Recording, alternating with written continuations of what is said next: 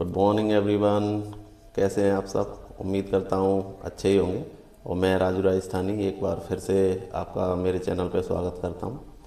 और मेरा flora beauty world नाम से कॉस्मेटिक का शॉप है जो राजस्थान के भरतपुर ज़िले में है। तो मैं एक बार फिर से आपको कुछ बात बताने आया हूँ। तो भाई, ये जो मैं आपको बता रहा हूँ, अगर आप बिजनेसमैन हैं तभी आप देखें, या नए हैं या शुरुआत करने वाले हैं, तो उन्हीं के लिए है। तो ये एक कहानी है जो सच्ची है, आप कह लो सत्य घटना है। और ये है 2010 में, जब मैं दिल्ली में रहता था, पढ़ाई करने के लिए गया था। तो मैं गांधीनगर और मुखर्जी नगर में रहा हूँ।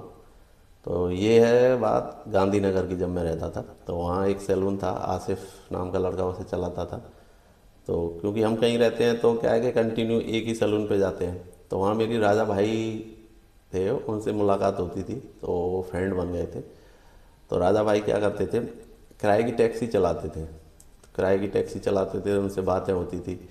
तो अक्सर लोग क्या है, जैसे जेंट्स होते हैं तो वो जल्दी इंटरेक्ट होते हैं और अपनी बातें बता देते हैं। तो वो बताते थे, वो मुझे कहते थे कि राजू भाई, मेरा ड्रीम है कि मेरे को अपनी टैक्सी कंपनी खोलनी है।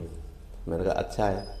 अब मैं 6 साल वहाँ रहा, तो यू विल नॉट बिलीव कि जो वो किराए की टैक्सी चलाते थे, और 6 साल में उन्होंने अपनी खुद की 4 टैक्सी बनाई और अपना ट्रांसपोर्ट का मतलब काम शुरू कर दिया था। तो मैं ये बताना चाहता हूँ कि आपके आसपास भी बहुत सारे ऐसे उदाहरण होंगे जिन्हें आप देख सकते हैं और सीख सकते हैं। भले वो छोटे व्यापारी हों, चाहे मैं कह रहा हूँ कि सब्जी लगाने वाला हो, चाय वाला हो, कोई भी हो, लेकिन आप उन्हें देखेंगे कि वो कुछ सालों में कैसे ग्रो करते हैं।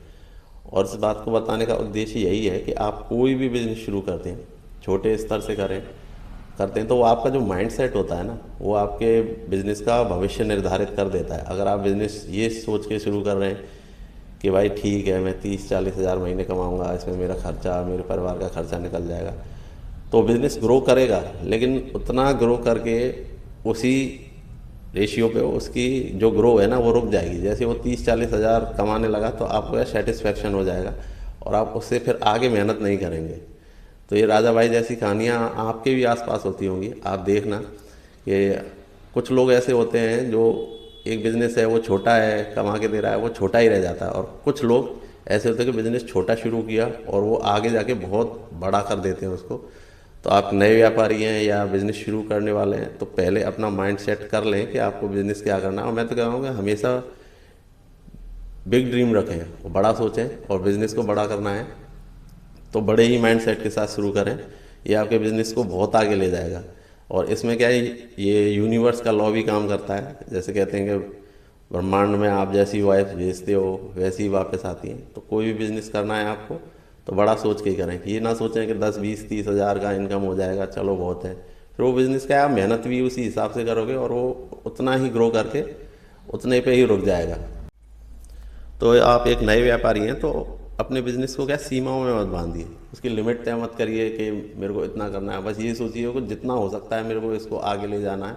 और अपनी इनकम भी मत बांधिए कि मेरे को इतना ही कमाना है या इतना इनकम होने लगे, this is satisfaction for me.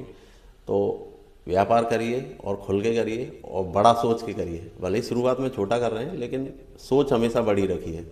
और आगे भी मैं आपको बताता रहूँगा अपने बिज़नेस के बारे में, या आपकी कोई क्वेरी हो तो मुझे बताएं। और प्लीज़ मेरा चैनल सब्सक्राइब करें। हर हर महादेव।